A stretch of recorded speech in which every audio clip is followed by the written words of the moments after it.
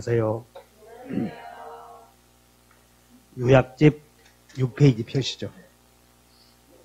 요약집 6페이지.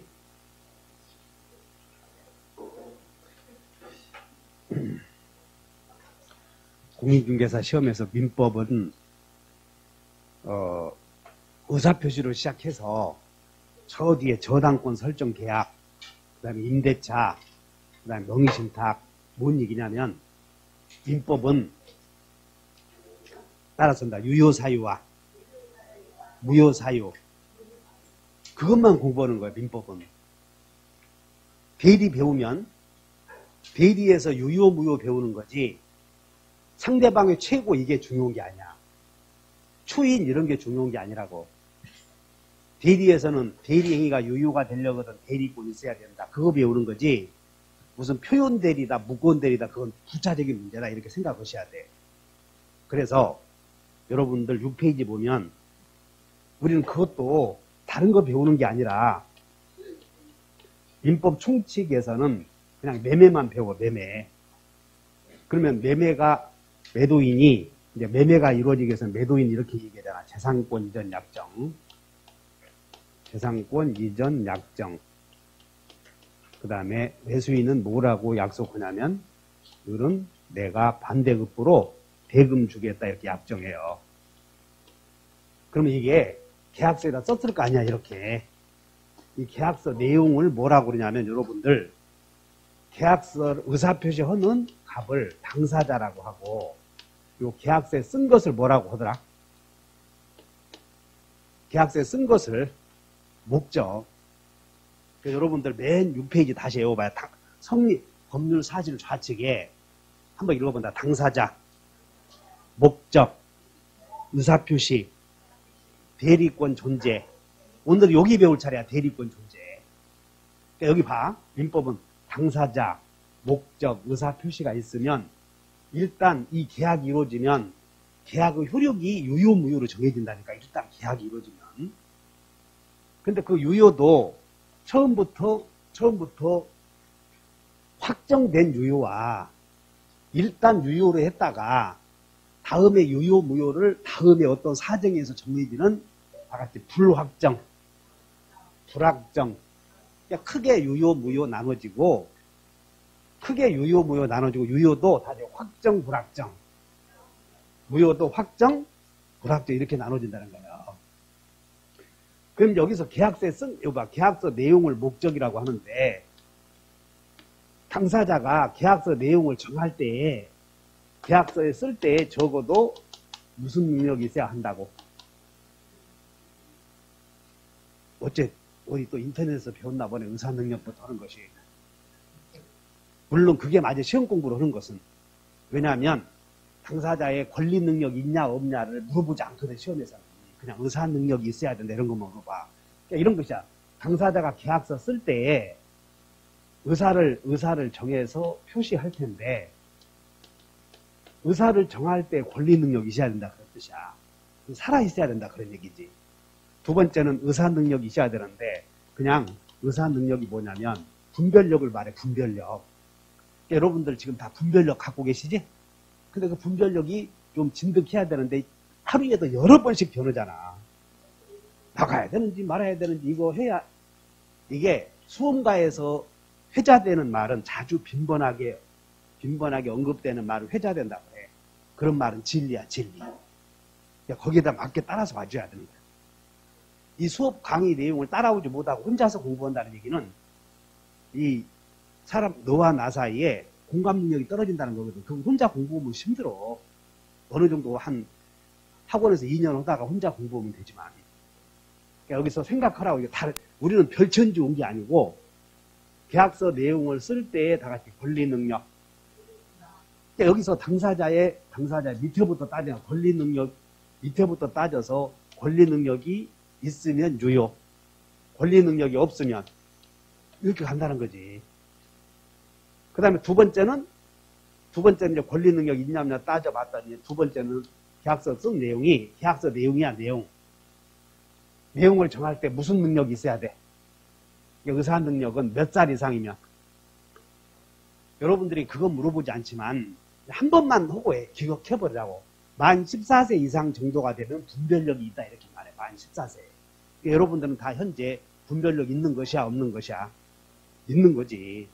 근데 만 14세 이상이라도 이렇게 술 한거불능한 강박, 한거불능한 숟가락이 무서워, 도라이버가 무서워. 숟가락 들고 와서 너 토지 안 내놓으면 분 판다 그러면 무섭잖아 그런 게. 그래서 한거불능한 강박은 의사 능력이 없으므로 무효라고 한다니까. 한거불능한 강박. 그러니까는 여러분들은 의사 능력이 있어야 될 텐데 의사 능력은 만취했다 이렇게 하면 쉽지만 술 잔뜩 먹었다 이렇게 하면 쉽지만 그건 시험과 상관없다고. 그러니까 시험은 다시 한번 의사결정의 자유.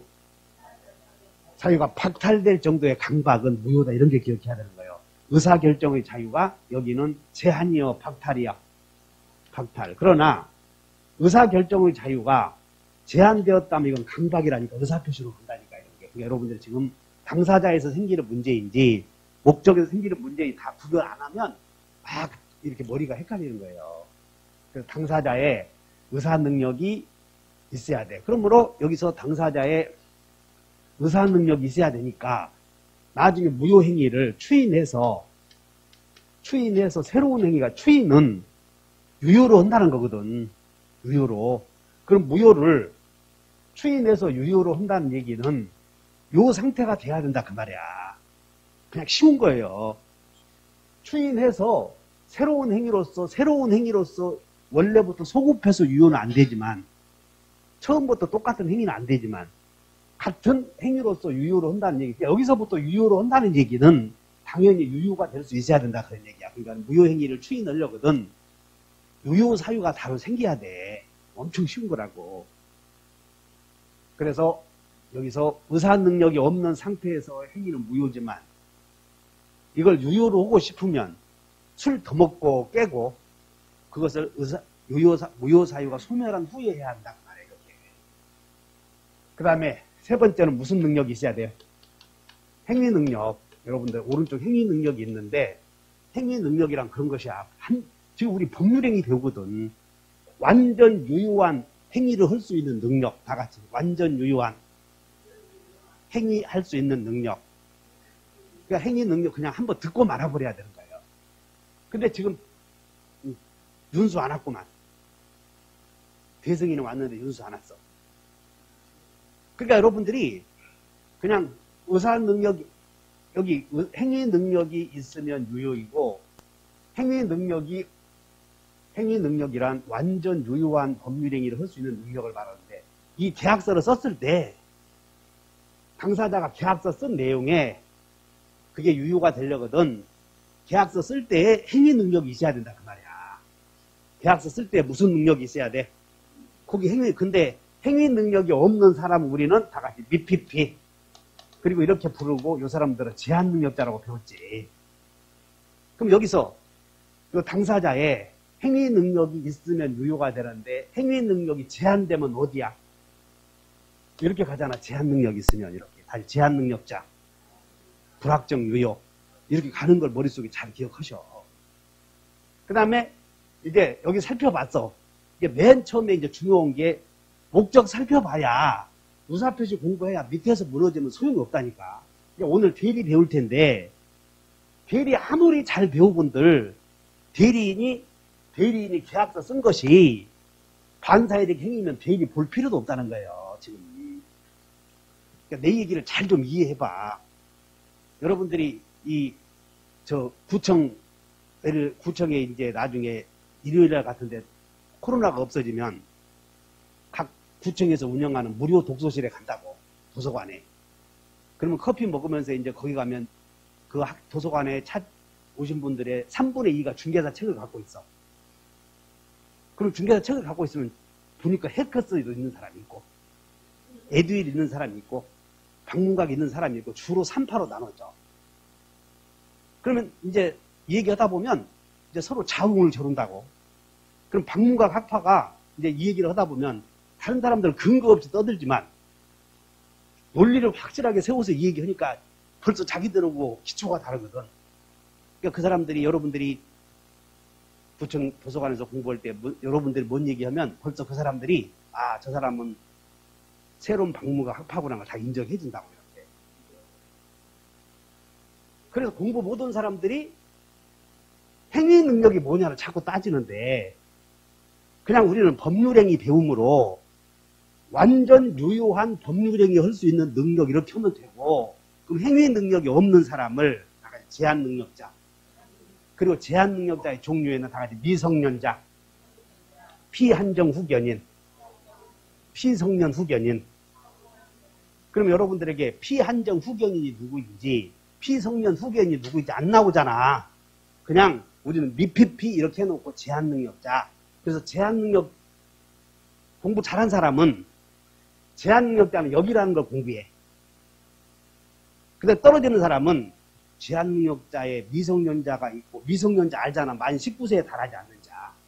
그럼 피성년 후견인이 누구지? 이거 공부한다고. 그러지 말고 피성년 후견인이나 피한정 후견인은 여러분들 그 영화배우 윤정이 아셔?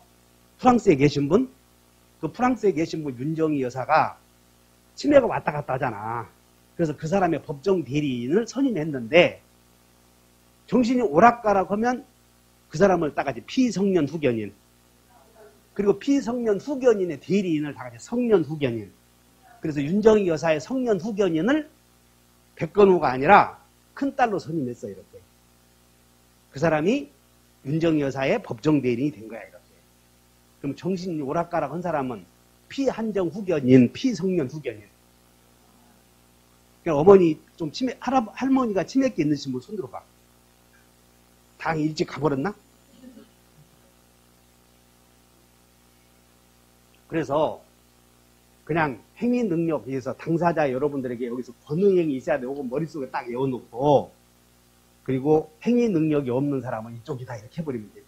취소할 수 있다 이렇게 얘기하면 돼. 애초부터. 이해가죠? 그 다음에 이제 목적에서는 다 같이 확정 가능.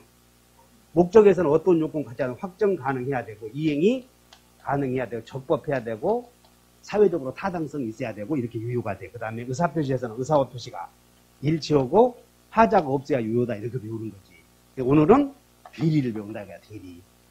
그러면 대리 몇만 배워도 여기서 무너져 버리면 대리 갈 필요 없어. 그래서 여기서 우리는 대리에서는 뭘 배우냐면 대리인의 행위가 확정 유효가 되려거든 다 같이 대리권 존재. 요거 하나 배우는 거 대리권 존재. 여러분들 거기에 그 6페이지 맨 밑에 좌측에 대리권 존재 나오잖아. 어? 여기 쳐다보고 대리권 존재. 그러면 자 봐. 대리권이 존재해야 확정 유효인데 대리권이 없으면 어디 가겠어 이제. 대리권이 없으면 여기다 그 말이야. 불확정 무효. 대리권이 없으면. 그러면 이제 답이 오늘은 뭘 배우자면 대리인에게 계약서 쓰라고 시키는 거라고.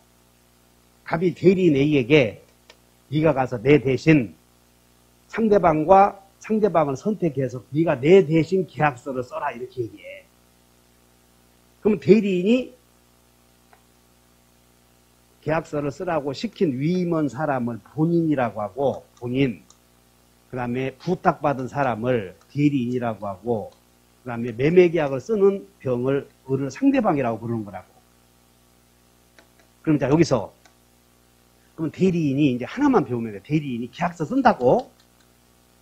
그럼 계약서 쓸 때는 우리가 매도인이 누구냐 또 목적 부동산의 위치가 1-1번지냐 이런 거 쓴다고. 지목이 뭐냐 아니면 수량이 뭐냐 이런 거 쓴다고. 면적이 몇 평이나. 중요한 것은 본인이 대리인에게 계약서 쓰라고 할 때에 책임지는 사람이 대리인 지 이름으로 써야 되겠어? 본인 이름으로 써야 되겠어? 본인 이름으로 쓰는 거예요, 이제. 매도인이 갑이다 이렇게 쓰는 거라고. 매수인은 당연히 매수인은 을이 되겠죠, 여기서는. 근데 시험에서는 주로 대리인을 을이라고 나오고 그리고 상대방을 이렇게 병으로 나와. 헷갈리게 이렇게. 그래서 매수인은 병이 되겠죠, 이렇게 병. 이해 가셔? 그럼 이제 대리인이 본인 이름으로 계약서 쓴 거예요. 그러면 대리인이 본인 이름으로 계약서 쓸 때 본인이 권리 능력이 있어야 돼, 없어야 돼? 그거 그대로 적용된다는 거예요. 대리인이 계약서 쓴 것이 적법해야 돼, 유법해야 돼? 대리인의 계약서 쓴 것이 적법하지 않으면 대리권 있으나마나 따질 필요도 없다니까. 대리인이 의사표시 했는데 대리인이 통정의의 표시 했다고 봐. 통정. 자, 대리권도 없는 친구가 대리권도 없는 녀석이 통정의의 표시했어. 그러면 대리권도 없는 녀석이 통정의의 표시하면 대리권 유무를 먼저 고려해야 돼. 통정의의 표시인지 아닌지를 고려해야 돼. 그렇게 공부하면 끝난다 이거야. 대리인이 아무리 대리권 있는 경우 따져봐. 무권 대리냐 유권 대리냐 따져봐야 여기서 걸려버리면 올라갈 필요도 없다. 그런 얘기야 지금. 그래서 시험에 뭐라고 나오냐면 목적이 적법하지 않다. 강행법규에 반하는 행위에 대해서는 대리권이 없는 걸 무권대리라고 하거든. 무권대리에는 협의회 무권대리도 있고 표현대리도 있고 그래. 기존에 공부하신 분들은. 그러면 대리권, 자, 대리인의 행위가 강행법규에 반하는 경우에는 표현대리 문제 생기지. 그렇게 공부하는 거예요. 표현대리 문제 생길 필요 없어. 여기서 걸려들어 버리니까. 대리인이 통정허위 표시했다. 표현대리 문제 생기지. 알겠냐? 여기 보지도 말아라 그 말이야 지금. 그래서 여러분들에게 오늘 그 프린트 만들어서 여기다가 하나 붙여놓으라고 한 거예요. 여기다가. 집에 가져가서 칼로 붙여. 자, 그러면 이게 전체를 한번 살펴봤어. 자, 그럼 이렇게 돼. 갑이 대리인에게 네가 지금 우리는 대리인이 상대방과 매매계약을 할 거라고. 이렇게 본인이 대리인에게 그냥 보고만 있어봐. 그냥 보고만 있어도 돼. 네가 내 토지 좀 팔아달라 부탁하는 것을 다 같이 수권행위. 그러니까 자격을 주는다. 그냥 수권이란 줄수 권한권 그런 뜻이야. 권한을 준다 이런 얘기야. 근데 여기서 갑이 현대건설 사장인데 현대건설 사장이 아파트를 지어서 분양할 때는 현대건설 사장이 가서 고객들을 만나서 분양을 해. 직원들에게 시켜. 그러잖아. 직원들에게 시키잖아. 그러면 이 사람이 직원이라고 했을 때 현대건설과 직원 사이에서는 기존의 고용계약이 이루어졌었지. 그래 안 그래? 그러면 이 직원이 이제 이 사람이 직원이야. 직원이 이 사람과 고객에게 아파트를 팔 때는 이 직원이 고객에게 아파트 팔 때는 매도인이 직원 이름으로 써야 되겠어? 사장 이름으로 써야 되겠어? 대표 이름을 쓰는 거지. 그것을 대리행위라고 그러는 거예요. 그리고 네가 내 이름으로 고객과 거래를 하라 하는 자격을 대리권이라고 하고 대리권을 주는 행위를 수권행위라고 하는데 이미 여기서 눈여겨봐라. 가불간에 현대건설 사장과 사용자와 피용자 사이에 기존에 이미 고용계약이 체결된 경우 이미 체결되었어 안 되었어? 그러면 고용계약을 체결하면서 네가 아파트를 분양하라 한 경우 잘 들어봐. 아파트를 분양하려고 고용을 했을 때 갑과 을 사이에 고용계약이 먼저 이루어졌지. 그리고 고용계약을 그 속에는 현대건설 대표 이름으로 아파트를 분양할 수 있는 자격이 주어졌어 안 주어졌어? 그걸 이해하라고. 그래서 가불간에 고용계약이 먼저 이루어졌더니 이게 고용계약이야. 그 고용계약 속에 대리권을 주는 행위가 들어가 있어 안 들어가 있어? 진짜요? 몰라? 지금 보니까 윤수도 총 쏘는 거 주유소 가서 총 쏴봤어 안 쏴봤어? 응. 그러면 주유소 사장과 너와의 사이에 고용계약이 이루어진 거예요. 그리고 고객들하고 기름을 팔지. 네 기름 파는 게 아니라 사장 파는 거라고. 그래서 카드를 사장님으로 끊는다고 이렇게. 뭔 얘기냐면 현대건설 사장과 직원 사이에 아파트를 분양하도록 고용계약을 체결했을 때 그 고용계약 속에는 대리권 주는 행위가 들어가 있어 안 들어가 있어? 들어가 있지. 예를 들어서 가불간에 매매계약을 체결하면 잔금은 언제 준다 이런 말이 들어가 있지. 알아들어? 그러면 잔금은 언제 준다는 매매 내용 아니야. 그 매매가 무효이면 잔금 언제 준다는 효력이 있어야 되겠어? 같이 무효가 돼야 되겠어? 보시다시피 고용계약이 만약에 무효가 되면 수권행위는 가만 유효가 있어야 되겠어, 무효가 돼야 되겠어. 당연하다 그 말이야. 그래서 이 수권행위가 있게 된 고용이나 위임. 자, 갑이 을에게 네가 은행에 가서 내 이름으로 갑이 을에게 네가 가서 은행에 가서 내 이름으로 융자점 받아오도록 위임장을 써주지. 다시 봐. 갑이 을에게 은행에 가서 융자 받아오도록 위임장 써주잖아. 그걸 위임이라고 그래. 계약.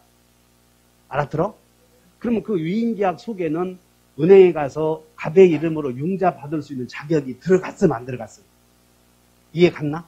이때 고용계약이나 위임계약을 체결하면서 대리권을 주는 경우 그 고용계약이나 위임계약을 수권행위가 있게 된 원인이 되었다고 해서 자 읽어본다. 원인된 법률관계. 이걸 이해하라고 머릿속에. 그래서 지금부터 어디 보냐면 여러분들 대리에 9페이지를 한번 펴보셔. 요약집. 요약집 19페이지. 19페이지 봤더니 이제 여러분들이 딱 흐름도를 보는 순간 나는 이 흐름도가 시간이 흘러가는 순서대로 기록해 놓은 거라고. 그러니까 여러분들 이걸 이해하면 기본서 안 들어가고 하는 것보다 훨씬 유리하다. 강의 내용을 잘 듣고. 그럼 기본서 보면 여러분들 기본서는 자 참고 한번 보실게. 자 페이지 몇 페이지를 펴시냐면 저 104페이지를 펴보면 104페이지를 펴보면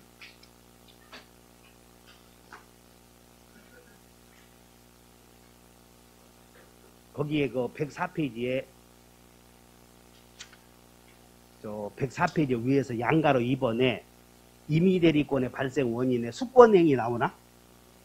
근데 여기는 원인된 법률관계를 설명 안 해버렸어. 그리고 참고로 여러분들이 페이지 미안한데 자 이게 민법이 전부를 다 알아야 이렇게 해결이 돼. 그래서 대리권 소멸 사유가 있는데 그게 120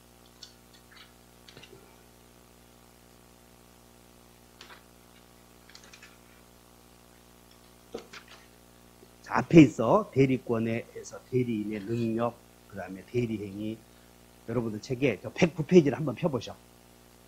교재. 자, 109페이지에 거기에 06번에 대리권의 소멸 나오나? 거기서 128조를 한번 봐. 128조. 임의대리의 종료 나오죠? 자, 법률 행위에 수여된 대리권은 이것이 뭐냐면 이게 수권행위에 의해서 인정된 대리권은 그런 뜻이야. 수권행위에 의해서 인정된 대리권은 전조 앞에 있는 조문 이외에 거기다 이제 밑줄 그으셔봐. 원인된 법률관계 밑줄 그으셔봐. 그 조문에 뭐라고 나와요? 원인된 법률관계 나오지? 지금 이 얘기야 이거. 갑이 고용계약을 체결했더니 그 계약 속에 대리권을 주는 행위가 포함되어 있는 경우 이 위임이나 고용을 수권행위가 있게 된 원인이 되었다고 해서 원인된 법률관계라고 해. 그러면 여기 봐. 원인된 법률관계가 종료가 되면 고용계약이 끝나면 대리권은 존재해야 되겠어? 같이 가야 되겠어? 그런 걸 이해해 놓으면 엄청 쉽다는 거야. 왜? 수권행위는 지금 고용계약 속에 들어가 있어. 고용계약 속에, 계약서 내용 속에 들어가 있기 때문에 계약이 없어져 버리면 수권행위도 당연히 없어져 버려야지. 그래서 조문이 이렇게 쓰여 있다는 거예요. 이렇게. 이해 갔나? 그러니까 여러분들은 요약집을 잘 보고 내가 강의 내용에 대해서 그런 말이 어디서 나오는가 순서대로 기억을 해. 머릿속에 말이야. 그러면 이제 19페이지로 다시 가. 지금 여러분들이 여기 나와 있는 원인된 법률관계라는 말을 이해하겠냐고. 그래서 그 원인된 법률을 이해하시고 여기 봐라. 여기 대리인이 먼저 설명해 줄게. 대리인은 대리 행위를 할 때는 말이야. 여기서 이 을이 상대방과 계약서 쓸 때는 행위 능력이 없어도 돼.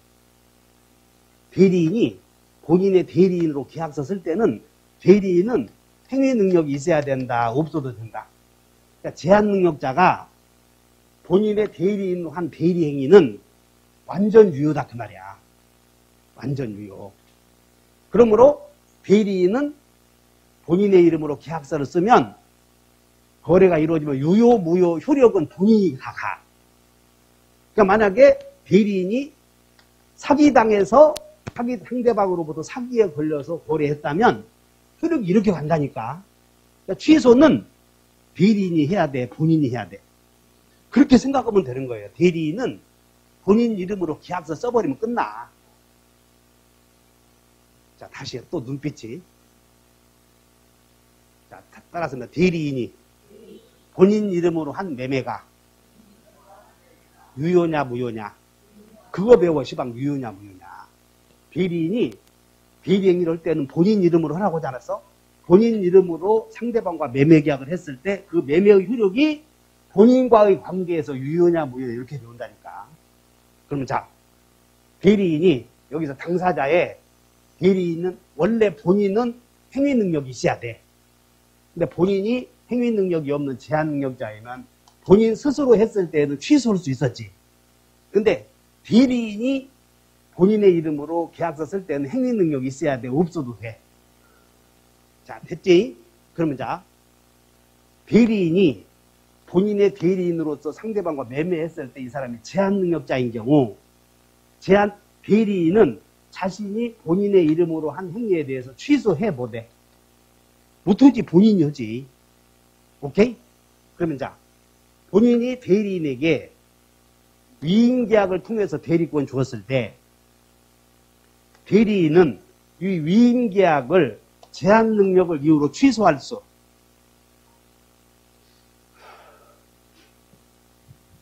자, 양가로 1번 봐, 이제. 문제. 오른쪽 양가로 1번. 1번 보셨나? 프린트. 한번 읽어본다. 원인된 법률관계는 시작.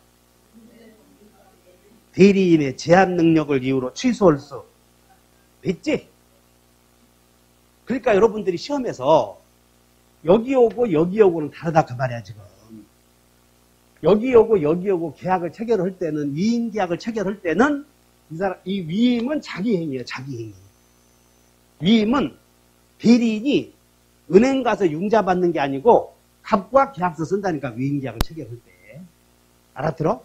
그래서 이 사람이 위임 계약을 체결할 때는 위임 계약은 제한 능력을 이유로 취소할 수 있어. 근데 그러면 대리인은 제한 능력자에게도 본인은 위임 계약 할 수 있지. 그거 3초 못 차서 또 눈이 또. 자, 제한 능력자도 계약 체결할 수는 있어 없어? 그럼 제한 능력자가 계약 체결하면 취소하면 되니까. 알아? 근데 제한 능력자가 본인의 이름으로 한 대리 행위는 취소하지 못해. 이해가? 그래서 우리는 제한 능력자가 한 대리 행위는 이제 어떻게 오냐면 다 같이 제대는. 그러니까 내 말을 제한 능력자가 타인의 대리인으로 한 행위는 완전 유효니까 누구도 취소하지 못한다 이렇게. 그래서 뭔 얘기를 하려고 그러냐면 지금 여러분들이 본인과 대리인 사이에 법률행위로 이루어지고 대리인과 상대방 사이에 이루어진 법률행위, 대리인이 또 다른 대리인을 선임하는 복임행위 복잡하거든. 그러니까 그 분간을 잘해야 돼. 자, 이 대리인은 행위 능력이 있어야 돼, 없어야 돼? 이렇게 할 때는 행위 능력 없어도 돼. 이렇게 위임할 때는 있어야 돼, 없어야 돼? 있어야 되니까. 위임은 대리인의 제한 능력을 요 계약은 취소할 수 있고, 수권행위는 취소한다, 못한다. 이거 수권행위는 본인이 준 단독행위야, 이것은. 그러니까 대리인이 수권행위를 취소하냐, 못하냐, 이런 건 절대 안 나오다, 시험에. 그래서 일단, 양가로 1번 읽어본다. 원인된 법률관계는 시작. 취소할 수 있어, 없어? 여러분, 한 장 넘겨보셔. 여기는, 자, 여기인데, 여기. 한 장 넘겨봤더니, 4번에 대리행위의 효력 요건부터 봐봐. 4번에. 찾았나? 20페이지, 여기야. 대리인이 이렇게 대리행위 했을 때, 요 행위가 유효가 되려거든 당연히 대리권이 있어야 되고, 아까 삼각형에서 당사자, 목적, 의사표시 다 잘 돼야 된다고 그랬지? 알아들었어? 그리고 여기서 이 대리인이 대리행위를 할 때 제한 능력자인 경우에도 요 행위는 취소할 수 있는 것이야. 완전 유효야. 구별하겠나? 거기서 어디를 보냐면 양가로 2번에 바로 내려와 동그라미 1번을 본다. 대리인은 시작. 그리고 오른쪽에 뭐라고 돼서 제대는 그거 외우라고 제대는 취소 없다 그 말이에요. 오른쪽에다가 제대는 취소 없다 밑줄 그어놨잖아. 그 말이 뭔 얘기요? 제한 능력자가 타인의 대리인 행위를 했을 때 대리인이 제한 능력자가 대리 행위를 한 경우 그 행위는 불확정 유효요, 완전 유효요. 그러므로 본인은 요 행위를 취소 못하지만 시험은 대리인이 제한 능력자인 경우 본인과 이루어진 원인된 법률 관계는 취소할 수 그걸 좀 구별을 하는 거예요. 지금부터는 이제. 그러면 결론은 지금도 뭘 공부하냐면 유효, 무효 배우는 거야. 대리인이 타인의 대리인으로 대리 행위를 할 때는 행위 능력이 없어도 된다. 그럼 제한 능력자가 타인의 대리인으로 한 대리 행위는 취소할 수 있는 거예요. 완전 유효요. 그런 것만 공부하라는 거야, 지금. 구별하면서 공부하자고. 자, 앞으로 넘겨보셔. 그래서 19페이지에 지금 이걸 공부하고 있어. 원인된 법률 관계가 뭔지고 머릿속에 잘 이해해봐, 구성. 양가로 1번에 동그라미 1번. 원인된 법률 관계가 종료하면 임의 대리권은 당연히 소멸한다. 맞아? 요봐. 숙권행위에 의해서 본인이 임의라고 하는 것은 자발적으로 그런 뜻이야. 임의로 이와 구별되는 개념이 법정이라고, 법정. 그래서 이 대리인에는 법으로 정해진 대리인을 법정이라고 하고, 그 다음에 본인이 누군가에 부탁을 해. 부탁받은 사람. 그 사람은 임의 대리인이라고 그래. 그러면 갑이 을에게 고용계약을 통해서 대리권을 주었을 때 이 사람은 갑이 부탁했잖아. 이 사람은 임대라고 그래. 다시 한번 임대, 법대. 그러면 고용계약이 원인된 법률관계가 종료가 되면 을의 임대 대리권은 존재해, 소멸해. 그러니까 여러분들 양가로 1번에 동그라미 1번 이해했지? 동그라미 2번. 자, 여기 봐. 본인이 은행에 가서 융자점 받아오느라 대리인에게 시켰어. 근데 이 대리인이 본인의 승낙은 없었지만 코로나 걸려서 부득이한 사정, 코로나 걸려서 은행에 갈 수가 없어. 본인이 지금 숙권행위에 의해서 융자를 받아오느라 위임을 했는데 본인으로부터 위임받은 사람이 코로나 걸려서 은행에 못 간다고 그러면 나 몰라라 하고 있어야 되겠어. 다른 사람에게 맡겨야 되겠어.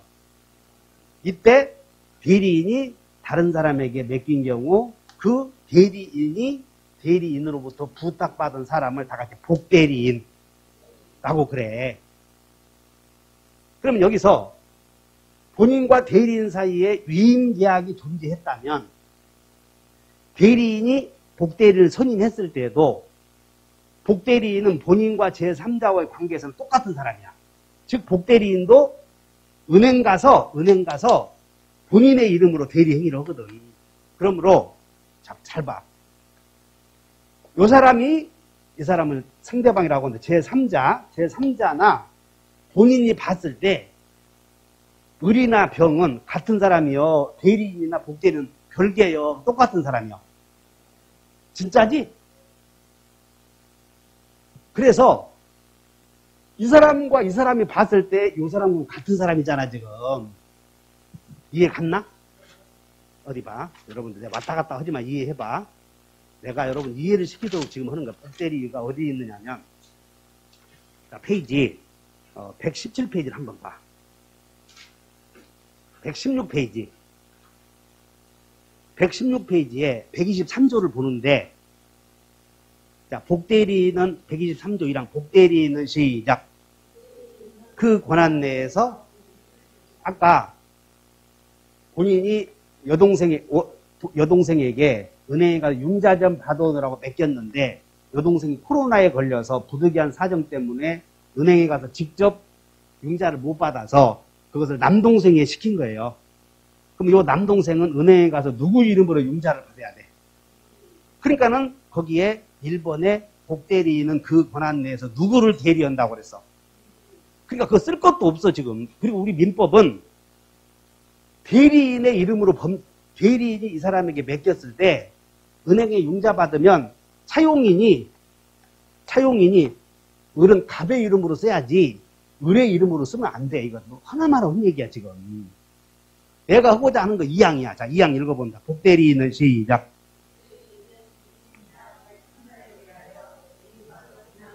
이 말은 뭐냐면 이 대리인이 복대리를 선임했을 때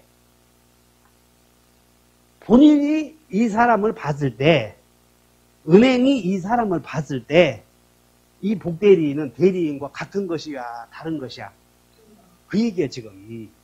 알아들었냐? 진짜요? 그러면 10페이지 다시 가. 10페이지 요약집 다시 본다. 지금 맨 위에 양가로 1번 배우고 있는 거요. 요약집 19페이지. 눈이 왜 이런 게 헷갈려. 10페이지하고 19페이지하고 미안해. 지금 요약점 펴놓고 있어. 지금 양가로 1번에 동그라미 2번을 가는 거예요. 자, 동그라미 2번 시작. 본인과 시작.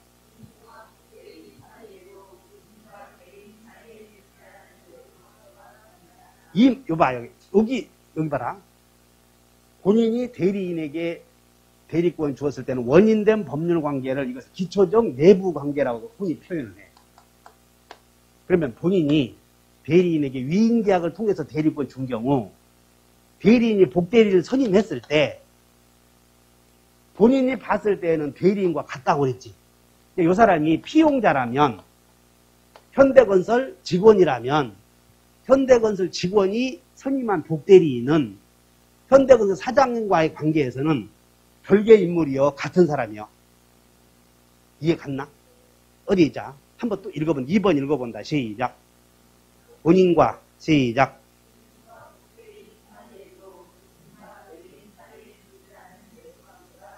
여러분 그 말 이해하셨어?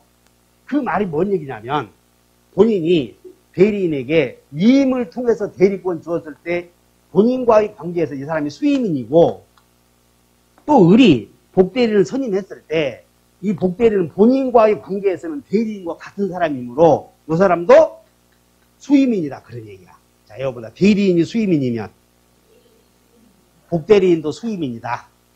자, 그 하나하나를 요약집을 통해서 이해해 줘야 돼. 지금 다 고개 끄덕끄덕 했지?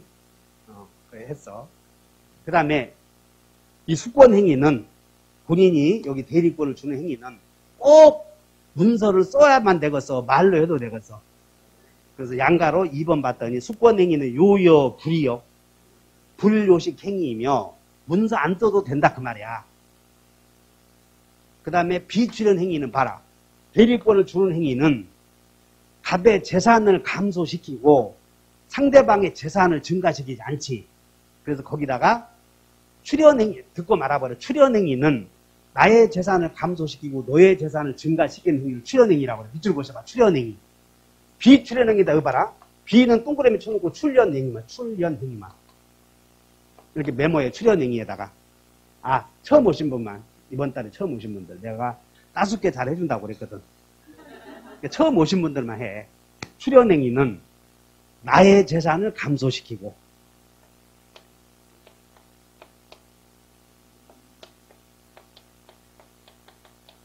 너의 재산을 증가시키는 행위.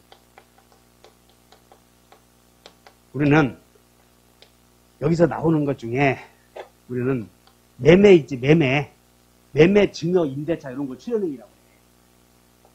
매매 이런 것들을 출현행위라고 하는데 우리는 왜 출현행위, 비출현행위에 대해서 여러분 수권행위를 물어볼 때가 있으니까 그 공부 한번 하고 가는 거예요. 대리권 주는 행위는 본인의 재산을 감소시키고 대리인의 재산을 증가시키지 않지. 그래서 비자가 들어간 거예요. 다 같이 비출현행위. 이해 갔나? 그 다음에 자, 봐. 갑이 네가 은행에 가서 융자 좀 받아오느라 대리권 줬어. 융자. 근데 을이 그 일을 자, 수권행위에 의해서 만들어지는 을을 법정 대리라고 그랬어. 임의 대리라고 그랬어. 그럼 본인이 융자 받아오느라고 대리권 줄 때는 믿는 여동생에게 그 일을 시키겠어? 바람기 있는 집사람에게 시키겠어? 아니 생각해봐. 그냥 남자라고 생각하고 그냥 융자 좀 주택을 담보로 잡히고 5억, 융자, 바람기라고 하지 말자. 기분 나쁘니까. 이렇게 하지 말고 도박기. 도박, 이런 사행심이 있어. 좋다. 사행심이라고 그러지. 월급 갖다 주면 코인 사는 거예요. 떨어지는 사람들은 올라갈 때 사. 돈 잃은 사람들은. 근데 돈 따는 사람들은 막 올라가고 그렇게 보잖아. 그럼 여기다 걸어 놓는 거예요. 운 좋게. 맨 밑에다 걸어 놔. 그래서 걸리면 좋고 안 걸리면 말아버리고. 우리 마누라 같은 사람들은 막 올라가면 사. 그러니까 막 떨어지잖아. 그냥 불안하니까 팔아. 이런 행위를 반복하니까 잃잖아, 돈을. 그래서 월급 받아온 것 어딨냐 그랬더니 승비를 팍 내. 그 쓴 거 한번 그 문자 갖고 와 그랬더니 조금 있다가 혼자 했더니 사실은 고민이 있어. 그렇다고 해서 그거 지금까지 살았는데 뭐 막 돈 1,000만 원 그런 건 아니고 한 200, 300, 자기가 말로는 한 뭐 1,000만 원 이하라고 그러는데 내가 봤을 때는 1,000 넘은 경우도 있고 그렇다고 조사할 수도 없고 그러잖아 그거. 왜 사는 게 그거라도 있어야지 말이야. 나 잘 해주지도 못하는데 맨날 집에서 강아지고 놀고 있는데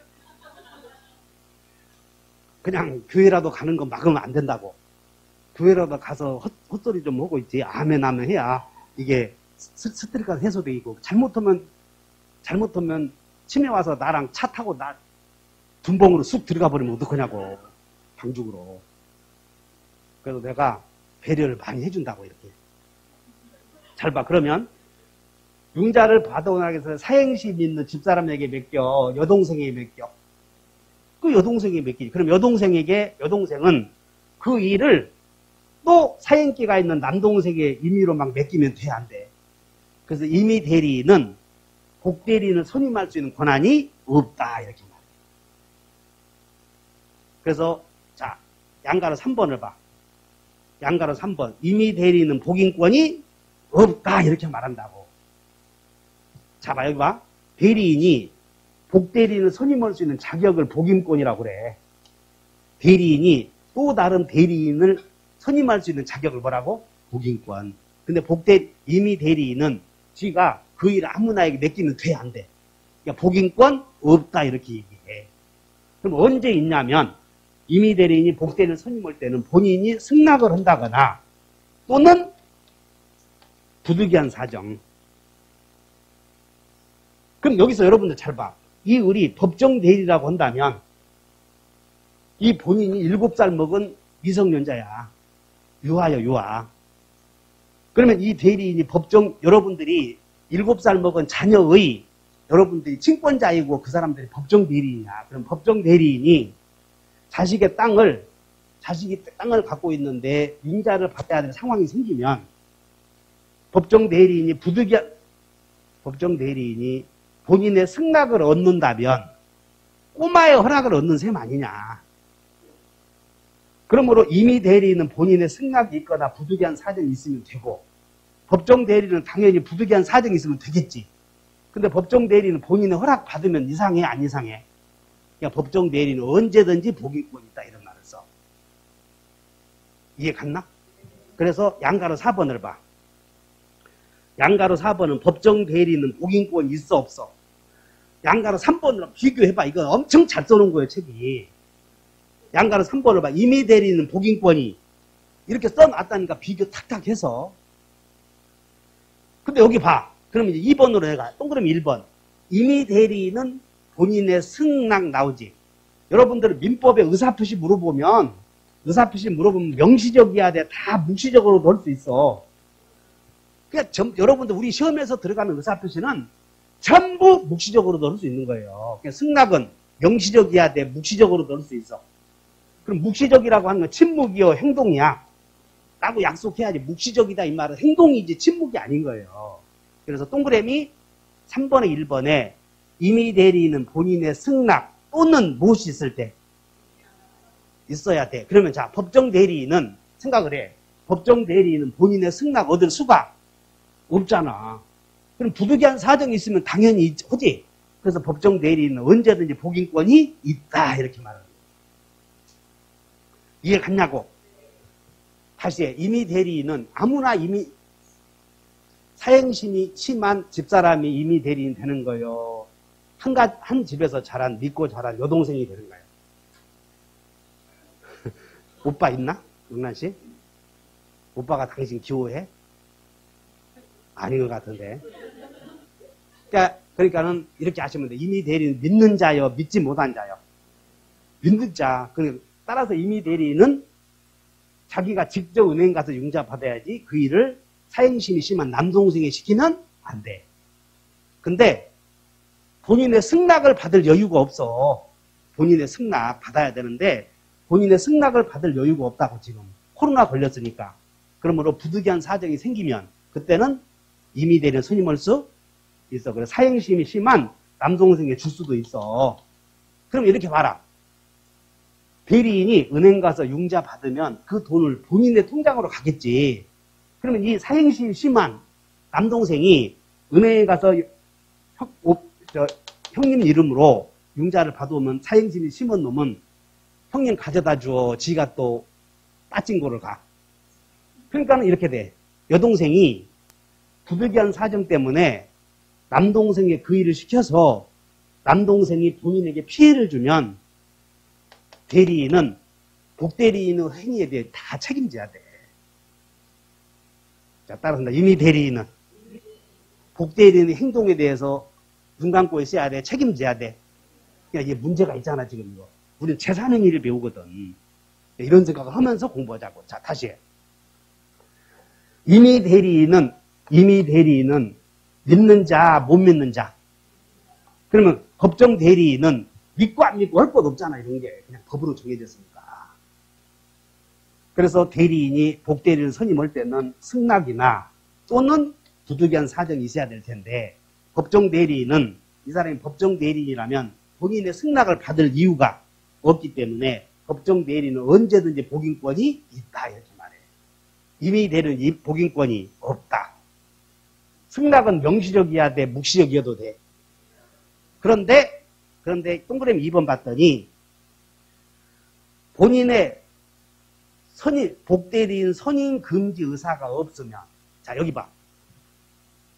오빠가 여동생에게 은행에 가서 융자 받아오느라 대리권 줄 때에 너 그 일을 다른 사람에게 시켜서는 안 된다? 라는 복대리인 선임, 다른 사람을 선임해서는 안 된다. 금지 의사가 없었지.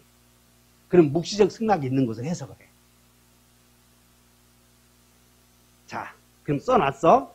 복대리인 선임 금지 의사가 없으면 뭐가 있었다? 됐지? 묵시적 승낙이 있어. 다만, 여봐라. 우리 은행에 가서 융자를 받아오는 것은 대리인이 가든 복대리인이 가든 똑같아. 복대리인이 간다고 해서 대리인이 1억 받을 융자금을 복대리인이 간다고 해서 장관이라고 2억 해주는 게 아니거든. 알아들어? 따라서 이런 경우에는 대리인과 복대리인의 문제가 별로 없는데 아파트 분양을 하기 위해서 고용을 했어. 아파트 분양은 아무나 해. 능력이 좀 있어야 돼. 그래서 동그라미 3번. 아파트 분양은 밑줄 그으셔. 명시적 승낙이 있어야만 된다. 이렇게 밑줄 긋는 거예요. 이렇게. 이해 갔나? 여기까지 설득이 돼. 그러면 이제 밑에 박스에 또 해놨네. 자, 여기 봐. 임의 대리인이 복대리인 선임한 행위에 대해서는 책임져야 돼, 안 져야 돼? 책임져야지. 어쨌든 대리인이 복대리인을 선임한 행위에 책임을 져야 되는데, 자, 법정 대리인의 책임이 무겁겠어? 임의 대리인의 책임이 무겁겠어? 여러분들은 꼭 삐딱하게다 봐. 법정 대리인은 전적으로 자식의 토지에 대해서 모든 권한을 행사하잖아. 그래서 법정 대리인의 복대리인 선임에 대한 책임이 훨씬 커. 그러면 거기 보면 복인권과 책임에 대해서, 자, 복인권 있다 없다 했어. 그다음에 책임 봐. 책임. 법정 대리인은 선임 감독상 동그라미 쳐. 법정 대리인다가 무과실 책임. 오른쪽 책임에. 복인권 있다 없다 따져서 했지? 다시 해. 법정 대리인의 책임이 무겁다고, 임의 대리인의 책임이 무겁다고. 그래, 그러면 여러분들이 공부를 할 때, 여기 봐. 자, 책임 나오면 이렇게 하라니까 우리는 책임 나오면 따라서 과실이 있어야 책임지는 자는 과실이 있어야 돼. 원칙이. 책임 나오면 원칙이 과실이 있어야 돼 없어야 돼. 근데 과실 없으면 책임 없는데 무과실의 경우에도 책임져야 되는 경우가 있다 이거야.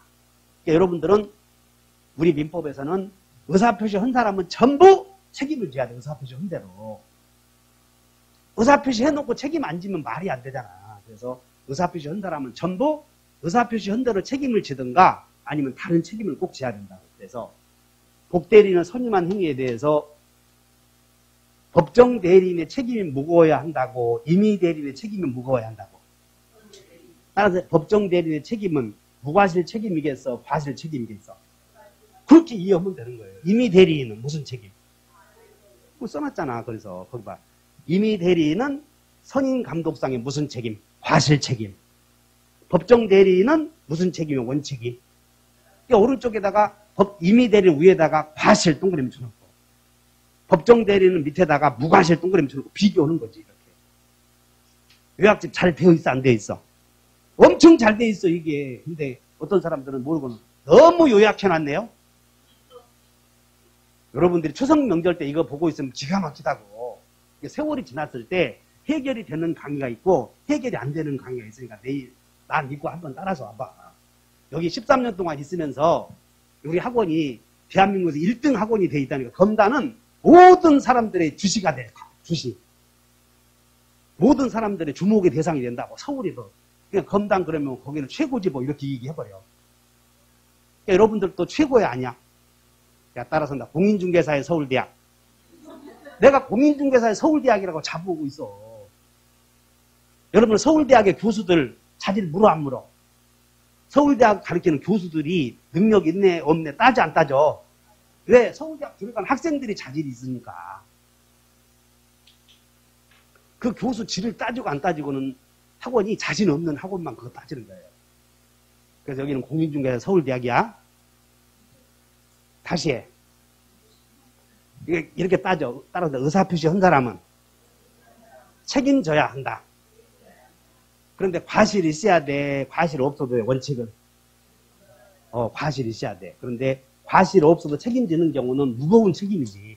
그러니까 법정 대리는 무과실 책임이야. 동의해? 그런데 자, 임의 대리인은 본인의 승낙 또는 부득이한 사정이 있어야 돼. 복임행위를 할 수 있는데, 자, 여기 봐라. 오빠가 여동생에게 융자점 받으도록 했는데 여동생이 남동생에게 위임장을 써줄 때는 대리인이 자, 위임장을 써줘야 돼. 또 그러면 위임인을 을의 이름으로 해야 되겠어? 본인 이름으로 해야 되겠어? 응? 본인 이름으로? 아니 이렇게 써버리면 원래 본인이 위임장 줄 때 이렇게 썼잖아. 근데 이 친구가 본인이 써준 위임장을 갖고 가면 문제가 생겨. 그래서 이 위임장을 써줄 때는 따라서 대리인이 자기 이름으로. 그래서 이 복임행위는 한번 봐. 복임행위 양가로 5번을 봐. 양가로 5번 복임행위란 시작. 거기다가 대자선 동그라미 쳤잖아 지금. 자 여기 봐. 대리인이 여러분들 왜 헷갈리냐면 여기 봐라. 대리인이 은행 가서 융자를 받을 때 대리행위는 본인 이름으로 해. 대리인 자기 이름으로 해. 여기는 본인 이름으로 하잖아. 근데 대리인이 복대리를 선임하는 게 복임행위예요. 법률행위야 이거. 이 복임행위는 본인 이름으로 대리인 자기 이름으로. 그것 좀 틀리지 않도록 해. 따라서 대자선. 그런데 여기서 임의 대리인은 본인의 승낙이나 부득이한 사정이 있어야 복대리를 선임할 수 된다고 그랬는데 여기서 이제 대자선이겠고 여기서 본인이 대리인에게 융자 받으도록 했을 때 승낙 또는 부득이한 사정이 생겼어.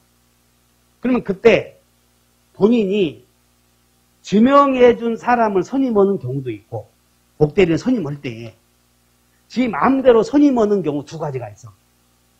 이해 갔나? 대리인이 복대리를 선임할 때 일단 임의 대리인이 복대리를 선임하기 위해서는 요건이 따른다. 승도부.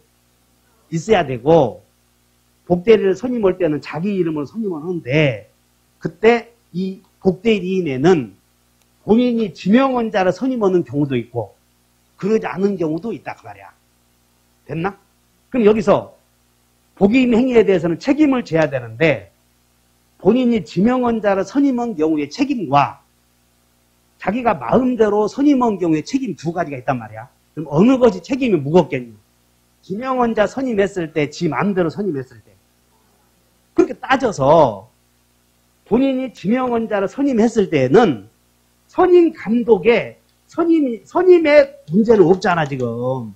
본인이 지명원자를 자기가 선임했어도 선임했다는 책임은 없다는 것이야, 이게. 알아들었어? 그래서, 자, 복임 행위는 대리인이 자기 이름으로 선임을 해, 선임. 그때 지명원자를 선임했을 때는 선임에 대한 책임을 진다, 안 진다? 뭐 이렇게 얘기하면 돼. 그럼 거기 봐, 이제. 자, 거기에 임의대리인 봐. 임의대리인에서 책임받더니, 따른다. 지명원자 선임 시. 여기, 책임 오른쪽 끝에, 지금 책임이 원칙이 있고 예외 있잖아. 그 예외에 지명원자 선임 나오나? 오른쪽 끝에? 다시 한번 지명원자 선임. 그럼 거기는 무슨 책임지라고 그랬어? 그 불불 책임을 약속하는 거예요. 이게 뭐냐면, 잘 봐. 본인이 지명원자를 선임했는데, 듣고 말아. 본인이 지명원자를 선임해줬어, 이렇게. 근데 오놈이 임의대리인이 보니까 오놈이 성실하지 못해. 그리고 글씨도 못 읽어. 한문도. 지 이름도 한자 못 써. 나중에 보니까 본인이 지명원자를 선임했는데, 본인이 지명원자를 선임하긴 했어. 근데 나중에 보니까 지 이름도 한문으로 못 쓴다고. 이 새끼가 어저께 나한테 하는 얘기인가 보네. 영어도 몰라. 그러면 적당한 자요, 부적임인 자요. 그러면 이미 본인이 지명원자를 선임했는데 대리인이 보니까 이 사람이 불성실하거나 이 사람이 부적임인 자야, 부적임 자. 그러면 잘 들어. 둘 중에 하나인 경우에는 야, 이놈이 글씨도 모른다라고 본인에게 빨리 통지해줘야 돼. 통지. 이놈이 야, 저거 김도환이도 글씨 잘 못 읽었어. 글씨도 못 읽는다. 또는 자, 얘가 성실하지 못하다. 이런 둘 중에 하나 요건을 알고 빨리 본인에게 알려야 돼. 따른다. 불고지. 아니면 빨리 잘라야 돼. 따른다. 불해임. 그러니까 그 불불이 뭐냐면 약속을 해. 불불에다가 앞에 불이 불통지야. 불통지. 본인에게 통지한 거요. 불통지요. 뒤에 불은 불해임. 빨리 잘랐어야 된다. 자, 여러분들 책을 조문 한번 봐보자. 조문 115페이지를 한번 읽어보자. 115페이지. 115페이지에 121조. 교재 몇 페이지? 요약집은 그대로 놔두고 115페이지에 121조. 자, 전조의 규정에 의하여 대리인이 복대리를 선임한 때에는 본인에 대하여 선임 감독의 책임이 있다. 이양 대리인이 누구에 의해서 본인의 지명 동그라미 미쳐 지명에 의해서 복대리를 선임했다. 이 말은 뭐냐면 대리인이 본인이 지명원자를 선임했다는 것이야. 지명원자를 선임했을 때 거기 봐, 다 같이 부적임 또는 뭐라고 그랬어? 불성실함을 알고 본인에 대한 통지나 해임을 태만한 때가 아니면 책임이다. 이 말은 뭐냐면 본인에 대한 통지를 태만히 했으면 책임지라 그 말이야. 해임을 게을리했으면 책임지라 그 말이지. 따라서 그러니까 본인에게 통지해야 돼, 안 해야 돼? 그것을 따른다. 불통지. 해임을 태만히 했다, 잘라야 돼. 따라서 불해임. 라고 약속하자는 거지. 불불 책임 뭐라고 그랬어? 거기에 요약집에. 여러분들 나하고 여기 내가 여기를 쓸 수가 없어서 어쩔 수 없어서 하니 나하고 불불 책임이라고 했을 때 야, 통 들어보지도 못한 거 한다 하지 말고 앞에 불은 뭐요? 불통지. 뒤에 불은 그래. 그래서 본인에게 통지를 하지 않거나 해임을 태만히 한 때가 아니면 책임이 없다 그래서 둘 중에 하나가 책임진다는 거야. 자, 봐. 그러면 문제. 임의 대리인이 지명원자를 선임한 경우와 지명하지 않은 자를 선임한 경우 어느 것이 책임이 중해야 돼. 임의로 선임. 그때 임의로 선임은 따르는 선임 감독상의 과실 책임. 근데 여기는 선임 감독상의 책임은 저 안 져. 여기는 이런 책임은 안 지고. 왜? 쥐가 선임했을 때 본인이 지명한 자를 선임했으니까 선임은 문제가 없잖아. 감독도 문제가 없어. 다만 지켜보니까 사람이 적임자여 부적임자여. 출신이 네 성실하다 생각하나 본인이? 여러분들 여기 앉아있다고 성실한 거 아니요. 그러니까 매사에 신경을 쓰고 그 다음에 강의를 듣다 보면 잘 못 알아듣는 것이 있으면 책을 한번 보시고 그러는 거예요. 그리고 요약집과 비교해봐. 자꾸 이렇게 책을 읽어보시고. 자, 다시 해. 대리인이 복대리인을 다시 한다. 복대리인을 선임하는 것은 대리인이 해, 본인이 해. 대리인이 하잖아. 아따, 씨. 요 사람은 누가 선임해? 대리인이. 본인 이름으로, 지 이름으로. 자기 이름으로. 그러면 복대리인은 은행 가서 본인의 대리인이요, 대리인의 대리인이요. 본인의 대리인이지? 그래서 이 복대리인은 정의가 이렇게 쓴다고. 자, 복대리인, 거기에, 복대리인은, 여기 봐, 이제, 대리인이 누구 이름으로 선임한다. 그래서 복대리인의 정의는 이렇게 해버려. 대자선. 그러니까 이 말은, 이렇게 이해해야 돼. 대자선이고, 본인의 대리인이요, 대리인의 대리인이요. 본대.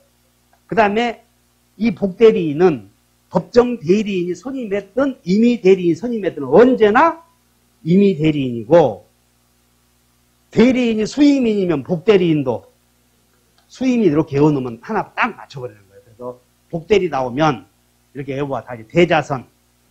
그러니까 여기다가 그거 써있어. 여기 복대리 밑으로 갔다. 밑에 봐. 복대리 손 짚어봐. 됐나? 그러니까 임의로 선임했던 지명원자를 선임했던 복대리인은 다시 대자선. 본대임대 수임인이다. 이 말을 딱 보고 외워놓으면 그것이 복대리를 여기 딱 하나 보더니 지명원자를 선임했던 임의로 선임했던 대자선이고 본대임대 수임으로 이렇게 외워놓으면 한 문제 맞히는 거예요. 이해하셨나? 어디다가 해야 돼? 여기다가 하니까 여기다 한 겁니다. 자, 그러면 이제 양가로 6번 임의 대리인은 복대리인의 선임의 책임이 있어 없어? 있지? 과실 책임, 무과실 책임. 동그라미 1번.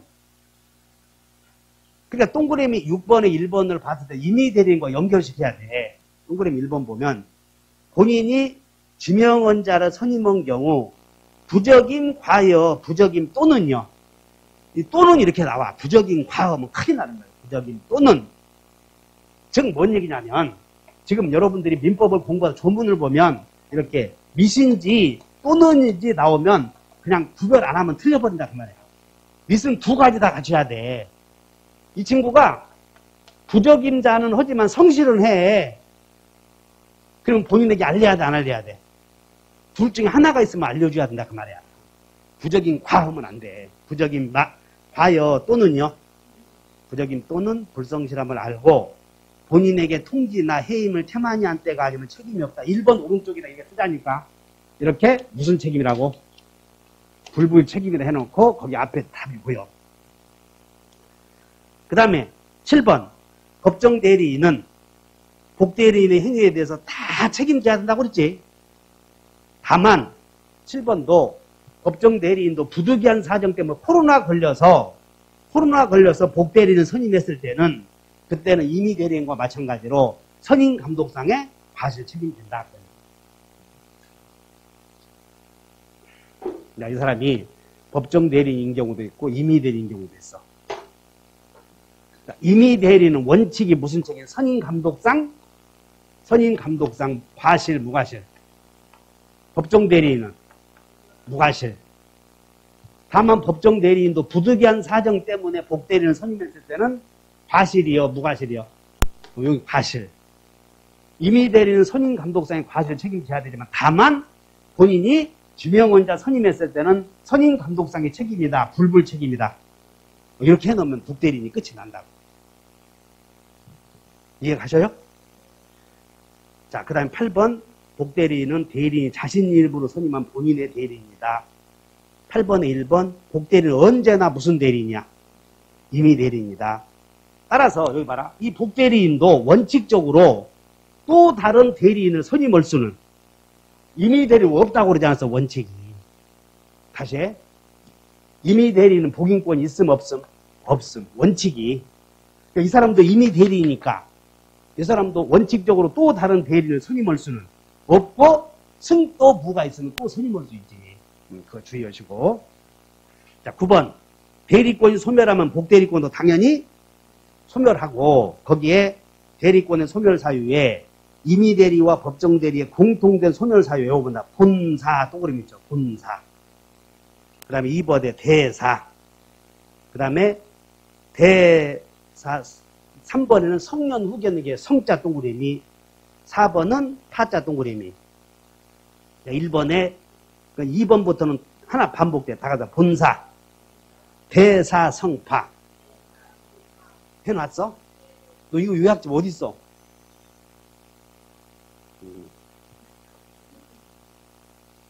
다시 한다. 대사, 성파. 그 다음에 오른쪽에 임의대리권의 특별한 소멸 원인은 여기 봐. 임의대리인은 고용계약이 없어지면 소멸한다는 거예요. 종료. 다시 한번 종료. 그 다음에 고용계약은 그대로 놔두고 숙권행위만 철회하는 경우도 없어져. 그래서 거기다가 숙권행위에 철회해 놓고다가 종철 동그라미 쳐놓으면 돼. 종철. 그래서 일단 대리권의 소멸 사유는 간단하니까 외워버려야 돼. 한번 외워본다. 본사, 대사, 한파여, 성파여. 성년 후견 개시 대신에 한정 후견 개시 이렇게 나오니까 주의하셔야 돼. 대리인이 그냥 대리인이 맛이 가버려야 대리권이 소멸하는 거고, 대리인이 맛이 안 간 경우에는 대리권 소멸하지 않는다 하시면 돼요. 따라서 대사, 성파여, 대사, 한파야. 종철 이렇게 해놓으면 임의 대리에 관련된 내용을 배웠어요. 자, 쉬었다 합시다.